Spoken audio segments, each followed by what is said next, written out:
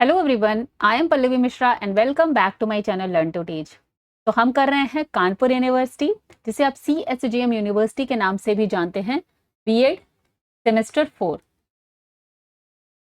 Paper number 1 जो है आपका development of education system in India, उसकी क्लासेस कर रहे हैं। यूनिट 1 कंप्लीट हो चुकी है। प्लेलिस्ट में ऑल द क्लासेस एडेड रहती हैं, तो आप प्लेलिस्ट में क्लास वाइज देख सकते हैं। और हम लोग ने यूनिट 2 स्टार्ट कर दी है। यूनिट 2 का पार्ट 1 हमने किया हुआ है लास्ट क्लास में, और आज हम करने वाले हैं उसके आगे का पोर्शन, यूनिट 2 का पार्ट 2। ओके, तो वीडियो स्टार्ट करने से पहले अगर आप मेरे चैनल पर नए हैं, पहली बार आए हैं और कानपुर यूनिवर्सिटी या उसके एफिलिएटेड कॉलेज से बीएड कर रहे हैं, तो चैनल को सब्सक्राइब कर लीजिए। वीडियो अगर यूजफुल और इन्फॉर्मेटिव लगता है तो एक लाइक और कमेंट जरूर किया करिए, क्योंकि आपके लाइक और कमेंट करने से इस चैनल की रीच ज़्यादा से ज़्यादा लोगों तक पहुंचती है और इस चैनल का ग्रोथ भी इजिली हो सकती है। तो थैंक यू। चलिए स्टार्ट करते हैं। कंटेंट मेरा इंग्लिश में रहता है, लेकिन एक्सप्लेनेशन मैं हिंदी और इंग्लिश बोथ करती हूँ। चलिए देखते हैं वुड डिस्पैच। इससे पहले हम लोगों ने लास्ट वीडियो में एडम्स रिपोर्ट और कैसे कैसे ब्रिटिशर्स का इंडिया में जो है एंट्री हुई, कैसे कैसे मिशनरीज आए और इंग्लिश एजुकेशन स्टार्ट हुई, वो सब हमने पढ़ी हुई है। आज देखेंगे बहुत ही इंपॉर्टेंट वुड्स डिस्पैच 1854। सारी डेट्स आपको याद रखनी है, क्योंकि इस पर ही आपका पूरा हिस्टोरिकल बेस ये पूरा पेपर है। तो सारी डेट्स वगैरह बहुत पूछी जाती हैं जब हम लोग PYQs करेंगे, तो आप देखेंगे। और मैंने लास्ट ईयर का PYQ भी चैनल पर डाला हुआ है। पूरी प्लेलिस्ट में जितने MCQs PYQs पढ़े हुए हैं, सभी को आपको अपने एग्जाम के प्रिपरेशन के लिए पढ़ना है। ठीक है, तो चलिए देखते हैं। British parliament exercise control over the end in East India company. तो over the end in East India company, क्योंकि अभी क्या हुआ था, हमने जैसा कि देखा था कि ईस्ट इंडिया कंपनी की इंडिया में एंट्री हुई थी और उसने अपना बिजनेस एंड ट्रेडिंग यहाँ पर स्टार्ट किया था। और फिर वहाँ के ही मिशनरीज वगैरह आके, ब्रिटिशर्स मिशनरीज और साथ में पुर्तगीज, डचर्स, उन सब के मिशनरीज वगैरह आके यहाँ पर एजुकेशन स्टार्ट की, जिससे वो क्रिश्चियनिटी को, अपने धर्म को प्रोपोगेट कर सकें, प्रचार प्रसार कर सकें। ठीक है, और इंग्लिश एजुकेशन को स्टार्ट कर सकते हैं। और जो विलियम बेंटिक के टाइम में मैकॉले आए थे और एडम्स आए थे, उन्होंने इंग्लिश एजुकेशन को ही प्रमोट किया। और जो ओरिएंटल लिटरेचर था, दिस मीन्स हमारा हिंदी एंड जो अरेबिक या पर्शियन जो लिटरेचर ऑलरेडी चल रहा था, उसको उन्होंने नकार दिया। उसके डेवलपमेंट पर या लोगों को पढ़ाने पर कोई इंपॉर्टेंस नहीं दिया। उसके बाद 1854 में आए woods. After 20 years, a new charter act was issued to the company by the British government. तो 20 सालों के बाद एक नया आया, क्योंकि हम लोगों ने लास्ट वीडियो में 1813 का चार्टर एक्ट देखा था। ठीक है, जिसके अकॉर्डिंग जो है उन्होंने डाउन फिल्ट्रेशन थ्योरी हमने पढ़ी थी, वो सब आ गई। वो पूरा डीप में वीडियो हमने ऑलरेडी डिस्कस किया है। So in the charter act 1813, a sum of rupees 1 lakh था for the education of India, means development of education in India के लिए सिर्फ 1 लाख रुपए का जो सैंक्शन था, वो 1833 मीन्स आफ्टर 20 ईयर्स इंक्रीज कर दिया गया 10 लाख में। तो क्वेश्चन डायरेक्ट यहीं से आता है कि 1833 के अकॉर्डिंग एजुकेशन के लिए कितना अमाउंट दिया गया था। ठीक है, नेक्स्ट देखते हैं। 1853 when the company's charter came for renewal in the British Parliament, the new need for a permanent comprehensive education policy for India was felt। तो वहां पर जो वुड थे, चार्ल्स वुड थे, इन्होंने जब वापस से कंपनी का चार्टर आया ब्रिटिश पार्लियामेंट में, क्योंकि कंपनी यहाँ पर रूल कर रही थी, काम कर रही थी, बट ब्रिटिश पार्लियामेंट में ही सारे फैसले होते थे। चार्टर एक्ट या डॉक्यूमेंट जो भी उसके रूल्स थे, वो सब वहीं से पास होके आते थे। तो British parliamentary committee was formed by the British parliament to decide the policy for education, Indian education. तो इंडियन एजुकेशन की पॉलिसी को डिसाइड करने के लिए, बनाने के लिए एक कमेटी डिसाइड बनी। इन दिसंबर 1852 Charles Wood was appointed president of board of control of India. Question आता है कि कब उनको अपॉइंट किया गया था? 1852 में। He declared the education policy on July 19, 1854। Date सारी हाईलाइटेड हैं, क्योंकि डेट्स आपको याद करनी है इसी तरीके से। It is therefore on his named as Wood's Dispatch। और सिंस उनका नाम था चार्ल्स वुड, तो उन्हीं के नाम पर ये वुड डिस्पैच नाम से इस एजुकेशन पॉलिसी का नाम आता है, जो जुलाई 19, 1854 में आई थी। This declaration is a long description of 100 articles. अब नाम आपको याद रखना है, वुड डिस्पैच में कितने आर्टिकल्स थे? 100 आर्टिकल्स थे। On 19 June 1856, he was awarded the title of knight। तो ये क्वेश्चन आया नहीं है, लेकिन ये भी आ सकता है, इसलिए आपको याद रखना है। 19 जून 1856 में इनको जो है टाइटल ऑफ नाइट से, नाइट उन समय ब्रिटिशर्स के यहाँ एक टाइटल दिया जाता था, उससे इनको जो है इनको दी गई थी। No subject attracts our attention as much as education, it is sacred duty, it is our sacred duty, this statement is from the Wood dispatchment policy. तो जब वुड चार्ल्स वुड इंडिया आए और उन्होंने देखा कि यहाँ पर कैसा एजुकेशन सिस्टम चल रहा है, तो उनके लिए सबसे ज़्यादा जो इन्होंने कौन सा सब्जेक्ट उनको अट्रैक्ट किया वो था एजुकेशन, और उन्होंने उसको अपना एक ड्यूटी बताया कि एज ए रूलर उस समय जो कि वही लोग रूल कर रहे थे, तो ये उनकी ड्यूटी है कि इंडिया के लोगों को एजुकेशन, अच्छी एजुकेशन प्रोवाइड कराई जाए। ठीक है, तो आपने इस तरह से देखा कि ये पूरा कैसा historical base, event base question है, पेपर है। पूरी इसी तरह से आपको चीज़ें लर्न करनी है, जिससे कि आप अपने एग्जाम में बहुत ही अच्छा स्कोर कर पाएंगे। और इसी तरह का पूरा जो कंटेंट है, अगर आपको पीडीएफ फॉर्म में चाहिए तो आप विजिट कर सकते हैं learntoteachhub.com इस वेबसाइट पर जाके। यहाँ पर पेपर वाइज कंप्लीट आपको पीडीएफ नोट्स मिलते हैं with PDF notes. English medium students के लिए हैं ये नोट्स। फिर से बताना चाहूँगी, इंग्लिश मीडियम के लिए ही अभी ये नोट्स अवेलेबल हैं। इसमें आपको साथ में एमसीक्यूज भी मिलते हैं और प्लस 3 साल के पीवाईक्यू भी मिलते हैं। इसके बाद आपको अपने एग्जाम से रिलेटेड कोई दूसरा आइटम खरीदने की ज़रूरत नहीं, कोई और कंटेंट नहीं, no book, no material, nothing. ठीक है, नोट्स परचेज करने में अगर कोई प्रॉब्लम है या कोई क्वेरी है तो 7208053840 पे आप मैसेज करके अपना डाउट क्लियर कर सकते हैं। ठीक है, तो चलिए आगे देखते हैं। नेक्स्ट देखते हैं, अब इन्होंने जो करी थी उसकी कुछ इंपॉर्टेंट जो कैरेक्टरिस्टिक्स थी जो आपको याद रखनी है, जिस पे क्वेश्चन आता है। Education policy has declared by Wood dispatch in 1854, याद रखनी है। James has been called the Wood dispatch as the Magna Carta of Indian education. तो वुड डिस्पैच को ही Magna Carta of Indian education बोला जाता है। क्वेश्चन डायरेक्ट आता है, पूरा फैक्चुअल है। हाँ, ये कैसे कभी कभी जो जिस पॉलिसी के या जिस जो भी हमारी पॉलिसीज बनी उनके रिगार्डिंग भी क्वेश्चन आते हैं, वो सब यहाँ पर वैसे ही लिखे हुए हैं जैसे क्वेश्चंस आपके आते हैं। The dispatch was known as new era in Indian education. तो वुड डिस्पैच को इंडिया की एजुकेशन के लिए बहुत बड़ा एक न्यू बिगनिंग मानी जाती है। Due to the Wood dispatch, British parliament for the first time made an attempt to decide education policy in India, give it a legal form. ठीक है, तो यहाँ पर उन्होंने प्रॉपरली उसको लीगली एक तरह से बनाने की after Wood dispatch. In this British policy, British government was made responsible to organize education for the Indian. It's under its rule. तो यहाँ पर एक पॉलिसी बनाई।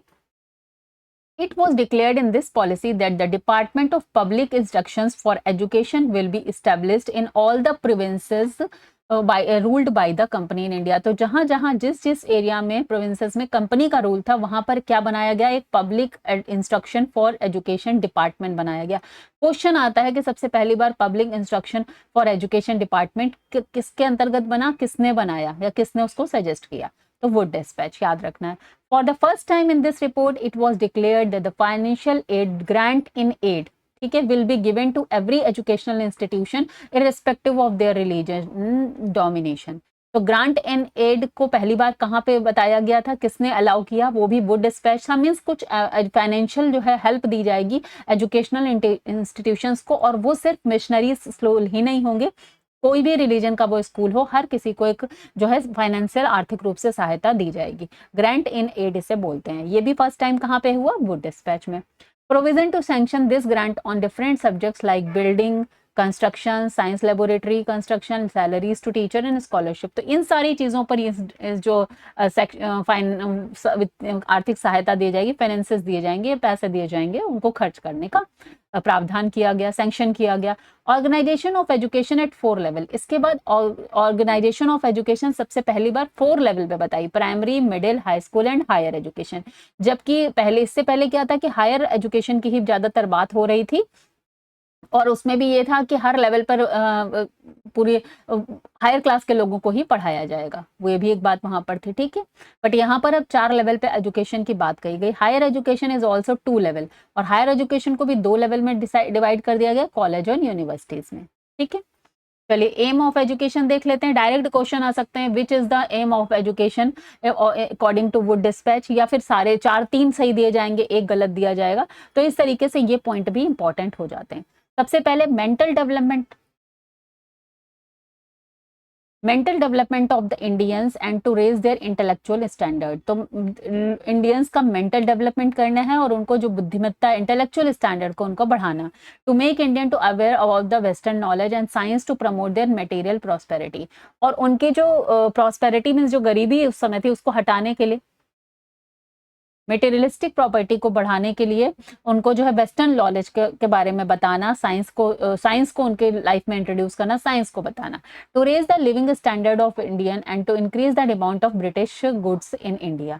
और ब्रिटिश गुड्स जो सामान है उनकी जो है इम्पोर्टेंस बढ़ जाए इंडिया में, और साथ में स्टैंडर्ड ऑफ लिविंग भी बढ़ जाए। To develop the character and morality of Indian, to prepare able worker for the East India Company.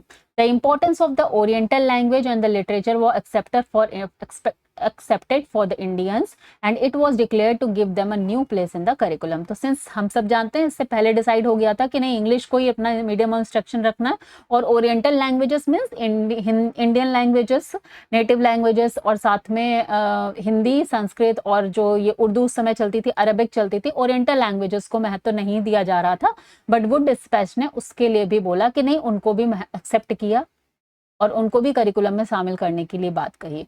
In the education policy, the education of western knowledge and science was declared to be very essential for the materialistic prosperity, ये हमने कर लिया। The dispatch permitted the missionary schools to impart religious education where the policy of religious neutrality was observed in the government school. तो जो government सरकारी school थे वहां पर ऐसा प्रावधान किया गया कि रिलीजियस न्यूट्रलिटी रहेगी, मतलब किसी भी धर्म को प्रमोट नहीं किया जाएगा। लेकिन जो है मिशनरीज जो स्कूल होंगे, जो क्रिश्चियन स्कूल्स होंगे, वहां पर जो है रिलीजियस एजुकेशन को इम्पार्ट किया जाएगा, करा सकते हैं, मतलब मिशनरीज के लिए ऐसा उनको ये कह दिया गया कि वो करवा सकते हैं, उनको परमिशन है। But the same time it was made compulsory for the government school to keep Bible in their library. लेकिन ये क्या हो गया कि साथ में गवर्नमेंट स्कूल्स में ये बोल दिया गया कि बाइबल को लाइब्रेरी में आपको रखना है। Native languages and English were accepted at the medium of primary education. तो प्राइमरी एजुकेशन के लिए नेटिव या अपने जो बच्चा अपनी मातृभाषा है उसमें सीख सकता है, और इंग्लिश दोनों ही एक्सेप्टेड थे। English will be the medium for higher education, लेकिन जो हायर एजुकेशन है वहां इंग्लिश को ही एज ए मीडियम चुना गया। नेक्स्ट देखते हैं, the policy first time declared to establish vocational schools to impart vocational education to the Indian.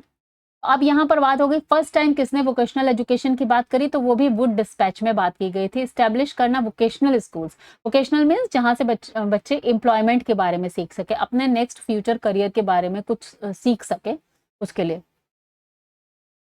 First time declared in this dispatch that universities will be establish in India, और इसी dispatch में बताया गया कि universities को भी establish किया जाएगा। First in Kolkata, Mumbai, on the other pattern of London university. अब यही क्वेश्चन आता है कि किसके पैटर्न पे यूनिवर्सिटीज को एस्टैब्लिश करने की बात की गई, तो पैटर्न ऑफ लंदन यूनिवर्सिटी, ये याद रखना है आपको।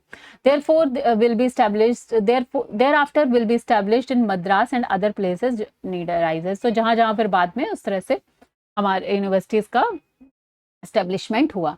In 1857 Kolkata and Bombay universities were established after the Madras university established। तो उसके बाद 1857 में कोलकाता और बॉम्बे यूनिवर्सिटीज established हुई। चलिए आगे बढ़ते हैं। Initially these universities were confined to give affiliation to college, conducting examinations, providing degree to successful candidate. तो स्टार्टिंग में तो ये कहा गया कि ये जो यूनिवर्सिटीज हैं वो कॉलेज को एफिलिएशन भी प्रोवाइड कराएंगे और साथ में एग्जाम कंडक्ट कराएंगी और डिग्री वगैरह सब देंगी। Later on teaching and research work also started. उसके बाद यूनिवर्सिटीज में टीचिंग का काम, टीचिंग का और रिसर्च का जैसे आजकल होता है वो भी स्टार्ट हो गया। Down filtration theory was rejected. सबसे इंपॉर्टेंट पॉइंट है आता है कि down filtration theory Wood dispatch में एक्सेप्टेड थी या नहीं थी, तो रिजेक्टेड थी। इंजीनियरिंग कॉलेज रुड़की में 1847 पे खुला एंड सिबपुर कोलकाता इन 1856 में। तो ये दोनों नाम याद रखने हैं। Girls school will be special grant, तो गर्ल्स के लिए, लड़कों के लिए, लड़कियों के लिए स्कूल के लिए स्पेशल ग्रांट दिया जाने लगा। Special schools will be open for the education of Muslim children. तो मुस्लिम के चिल्ड्रंस के लिए भी जो है एजुकेशन के लिए यहाँ पर दिया गया। तो गर्ल्स के लिए, मुस्लिम के लिए याद रखना है। Teacher training in India will be organise on the pattern of for teacher training in England. Teacher training की भी बात की गई। Teacher for the training the teacher for the training for the general teachers, law, engineering, medicine and other professional, सारी चीज़ों के लिए training की बात की गई। और teacher will be different provisions of scholarship for the teacher during their in training, और टीचर्स को साथ में स्कॉलरशिप भी प्रोवाइड कराने की बात की गई जब वो ट्रेनिंग पर होंगे। तो इस तरीके से ये सारी आपको यहाँ पर याद रखनी है जो इंपॉर्टेंट पॉलिसी से रिलेटेड क्वेश्चंस आए हुए हैं कि these are the aim of education. और ये पूरा वुड डिस्पैच आपका कंप्लीट हो गया। अब हम आगे बढ़ते हैं इंडियन एजुकेशन कमीशन। याद रखना है, हंटर कमीशन के नाम से भी जानते हैं, इंडियन एजुकेशन कमीशन 1822।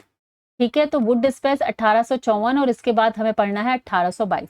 अब हुआ क्या था, इन 1857 the Indians revolt against east India company. तो 1857 जो प्रथम स्वतंत्रता संग्राम था, फर्स्ट इंडिपेंडेंट जो रिवोल्ट हुआ था, वो सबको पता है, which shook the very foundation of the British rule in India.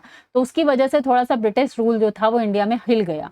ठीक है, क्योंकि कंपनी ने ऐसा सोचा नहीं था कि यहाँ पर इंडियंस जो है वो रिवोल्ट कर देंगे। East India company with the help of British army suppress the revolt, लेकिन उन्होंने उसको दबा दिया। After suppressing the rule revolt, the British parliament took over the administration of India in 1958। इसके बाद ही जब ये हुआ, उसके बाद समझ में आया गया ब्रिटिश, 19 लिखा है, गलत लिखा है, 18 होगा यहाँ पर। ठीक है, 1858 को करेक्ट कर लीजिएगा, 1858। ठीक है, तो इसके बाद 1858 में जो है यहाँ पर उन्होंने जो ब्रिटिश पार्लियामेंट थी उसने पूरा इंडिया पर अपना जो है रूल, एक तरह से कहते हैं उसको क्या कहते हैं, घोषणा कर दी उसकी कि ये रूल है हमारा, डिक्लेयर कर दिया। Declare Queen Victoria as the empress of the India. Queen Victoria जो है वही अब इंडिया की रानी है, पूरा अपना जो रूल है वो डिक्लेयर कर दिया। उससे पहले क्या था, ईस्ट इंडिया कंपनी यहाँ पर अपना चला रही थी, रूल कर रही थी। Lord Canning was appointed the first governor general. और उसके बाद क्या हुआ कि लॉर्ड कैनन जो है वो फर्स्ट गवर्नर और viceroy of British India appoint किए गए। The British parliament pass the Indian legislation act in 1861। ये भी याद रखना है कि इंडियन लेजिस्लेशन एक्ट कब हुआ, तो 1861 में। According to which legislative councils were formed in all provinces and the Indian were given this presentation in them. तो जो भी उसके अलावा लेजिस्लेशन एक्ट हुआ कि मैं सब जगह जगह स्टेट वाइज, जो अभी स्टेट के रूप में है, उस समय वो स्टेट नहीं थे, एक तरह से लेजिस्लेशन आप कह सकते हैं, टिप काउंसिल्स बनाई गई थी ऑल प्रोविंसेस में, जो भी उनके ब्रिटिश रूल वाले जो क्षेत्र थे, जहां पर इंडियंस को भी प्रेजेंट करने के लिए चांस दिया गया। The British rule thus will gradually caught firmly established in India. उसके बाद ब्रिटिश रूल बहुत तेजी के साथ में इंडिया में एस्टैब्लिश हो गया। Meanwhile, in 1858, Lord Ellenberg opposed to the education policy declared by Wood Dispatch। अब Wood Dispatch ने तो 1854 में बहुत बड़ी बड़ी चीज़ों के साथ में इंडिया में एक रिफॉर्म करने के लिए पॉलिसी बनाई, बट लॉर्ड एलन थे जो, उन्होंने इसको बर्ग इनको बोलेंगे, लॉर्ड एलनबर्ग, इन्होंने अपोज कर दिया, बिकॉज वही 1857 में जो सब क्रांति हो गई उसके बाद जो है इनका माइंड चेंज हो गया। 1859 Lord Stanley was appointed as the minister of British government in India. He ordered to continue the education policy declared in Wood dispatch. लेकिन उसके बाद जो लॉर्ड स्टैनले आए, उन्होंने वापस से 1859 में कहा कि नहीं ठीक है, यही पॉलिसी हम कंटिन्यू करेंगे। After Wood dispatch the missionaries influence in India education had virtual came to and.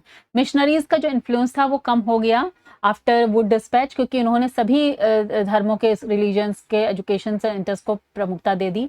So Indians in India and the Christians missionary in England were demanded change in Indian education. तो उसकी वजह से थोड़ा सा change की demand होने लगी। Christian missionaries had even formed an organisation called general council of education in India in England. England में वो इस तरह से काउंसिल उन्होंने इंडिया के लिए बना ली। 1880, ये सारी जितने हाईलाइटेड हैं आपको याद करने। 1880 Lord Ripon was appointed the new governor general and viceroy of India. तो लॉर्ड रिपन को कब अपॉइंट किया गया था? 1880 में। After 25 years of Wood Dispatch, 1854 education policy, it was considered necessary to assess the development of education and made some changes।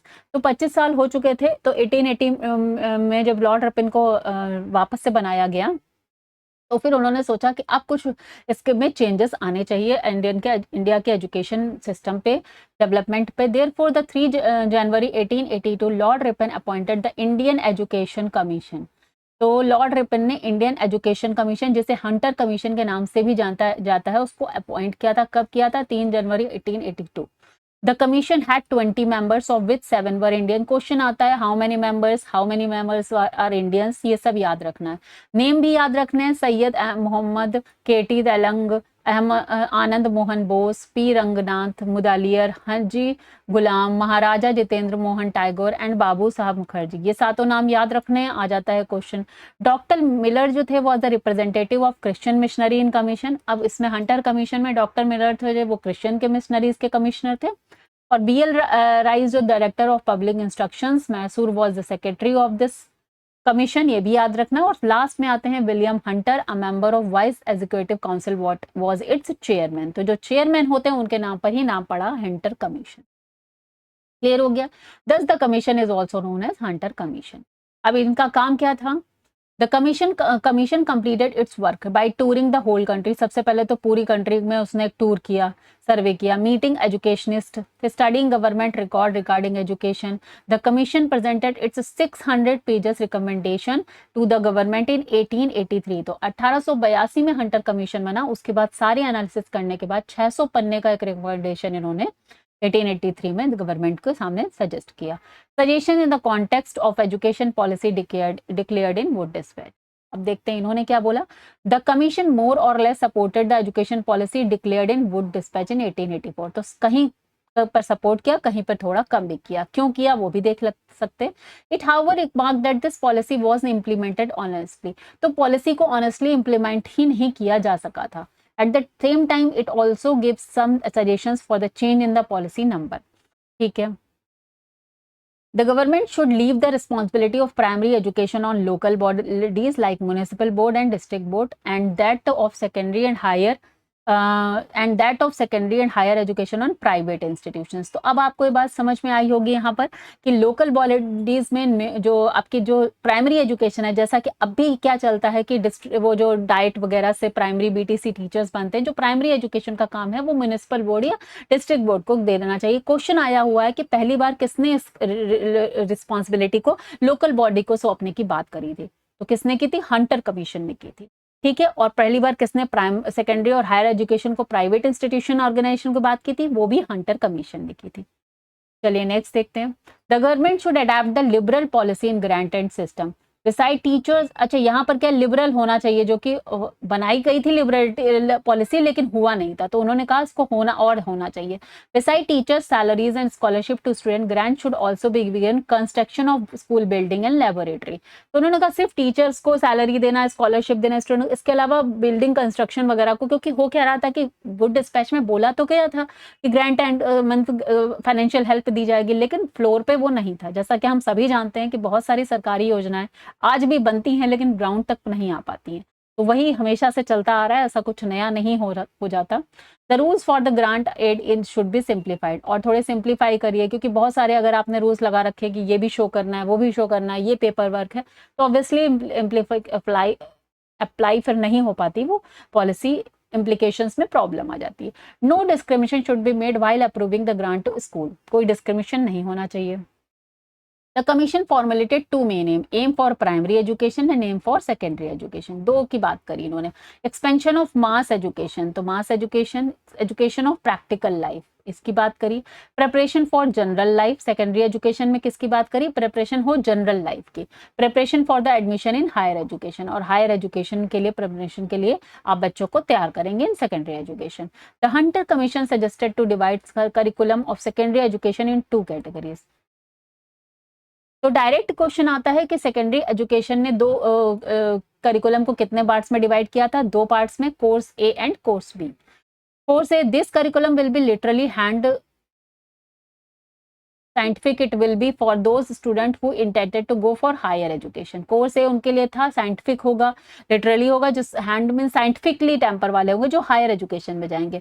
और course be curriculum will be utilitarian और vocational curriculum, जिसमें बच्चों को थोड़ी थोड़ी चीजें, आर्ट एंड क्राफ्ट सिखा दिया, अदर स्किल्स सिखा के उनको अपने जो लिवलीहुड है उसके लिए तैयार कर दिया। Who intended the enter the real life after secondary education, want to earn live their life livelihood. ठीक है, तो कमाने खाने के लिए तैयार कर दिया, और उसमें हायर एजुकेशन के लिए।